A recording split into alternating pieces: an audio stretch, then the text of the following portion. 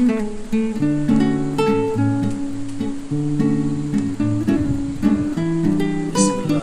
রহমানির রহিম। আমি মোহাম্মদ আবু আহাদ আল মামুন, দীপুমির, চেয়ারম্যান, বাংলাদেশ জনতা front, green party প্রচার ইউনিট থেকে বলছি। দেশের যে রাজনৈতিক পরিস্থিতি, যে অস্থিরতা দিনে দিনে খাদের কিনারে গিয়ে উপস্থিত হচ্ছে, এখানে আশঙ্কা জাগে যে ভবিষ্যতে আমাদের কি পরিবেশ হতে পারে। আপনারা দেখেছেন কিছুদিন আগে গোপালগঞ্জে এনসিপির শান্তিপূর্ণ সমাবেশ পথসভাকে কেন্দ্র করে যে অস্থিরতা সৃষ্টি হয়েছিল, জাতি ছিল উদ্বেগ এবং উৎকণ্ঠার মধ্যে। জাতি এটা আশা করে না যে দেশ অস্থিতিশীল একটা পরিবেশ সৃষ্টি হোক। আমরা সবসময় চাই আমাদের দেশ স্থিতিশীল থাক এবং এগিয়ে যেতে পারবে।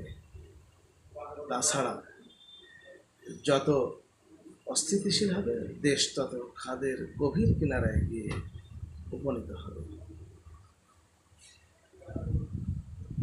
রাজনৈতিক দল এবং নেতাদের মধ্যেও যে মতভেদ দেখছি, এটা রাজনীতিকে কলুষিত করছে। এক দল আর এক দলের বিরুদ্ধে কুরুচিপূর্ণ বক্তব্য দিচ্ছে, স্লোগান দিচ্ছে। এটা জাতির কাছে কাম্য নয়। জুলাই আগস্টের যে গণ অভ্যুত্থান, এটা তার পরিপন্থী। আমরা সমস্ত জাতি এক হয়ে এই দেশটাকে যে নতুন রূপে গঠন করব, তার অন্তরায়। দেখেন, সংস্কার কাজ চলছে, এ সম্বন্ধে কিন্তু জাতি পূর্ণাঙ্গভাবে জানে না।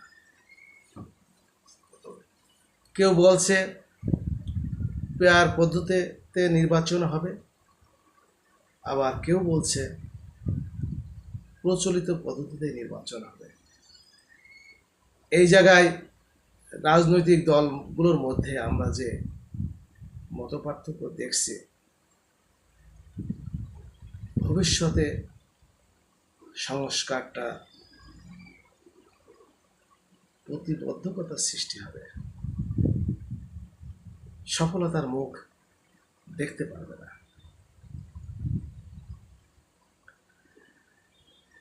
আমরা আরও যে বিষয়গুলো লক্ষ্য করছি, একটা সংস্কারের পয়েন্ট উঠে এসেছে। দলীয় প্রধান, সংসদ নেতা এবং প্রধানমন্ত্রী একজন থাকতে পারবে না। কেউ আমরা মানছি, কেউ মানছি না। আমার দৃষ্টিকোণে দলীয় প্রধান, সংসদ নেতা, প্রধানমন্ত্রী যদি একই জনা থাকে, তাহলে এটা একটা সিন্ডিকেটের রূপ নেবে।